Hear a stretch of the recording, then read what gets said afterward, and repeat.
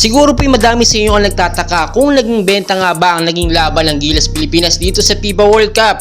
Napansin din po ninyo yung mga first 5 ng Gilas Pilipinas magaganda. Maganda yung mga nagiging first half ng laban. Maganda yung nagiging performance ng mga Gilas player natin.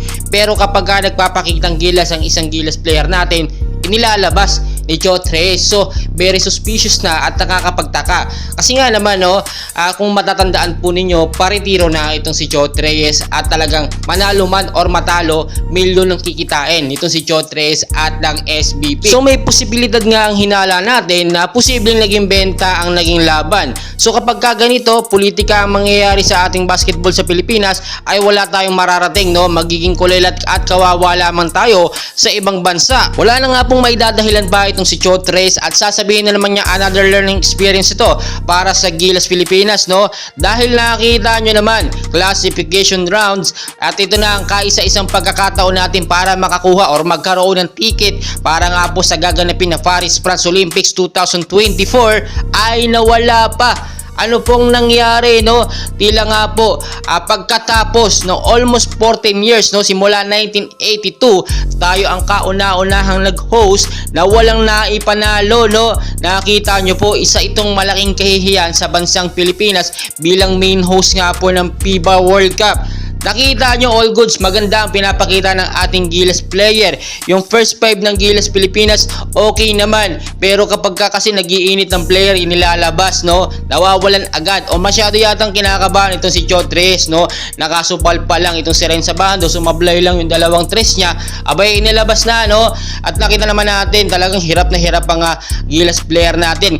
Bukod po kasi sa matatangkad, itong mga player ng South Sudan, abay, mga sharpshooter din, Grabe, parang mga makina ang mga kamay, hindi sumasablay, kahit sino pong humawak sa kanila. Doon po tayo natambakan ng sobra ng South Sudan. So dapat nung nakita ni Jot Reyes na gano'n, ay ginawa niya na agad ng paraan. Pinasok dapat ang mga matatangkad para masupal pa at madepensahang mabuti ang ilalim ng court. Itong si Abando, nakita nyo, ang ganda sana ng depensa niya, pero inilalabas si Jot Reyes, Pero magagawin man, nakita nyo, Jordan Clarkson 24 points. Itong si Dwight Ramos, ang tindi talaga, pumalo ng 20 points. Etong si AJ Edo, which is may 12 points. Si Kai Soto, bandang huli talaga nagpakitang Gilas at napansin, magandang highlights, ng ating pambato ni si Kai Soto, which is merong 8 points, At nakita nyo kahit papaano naman nakipagsabayan dahil dito sa South Sudan. First half ng game, sobrang tambak tayo. Almost 12 points ang tambak sa atin ng South Sudan.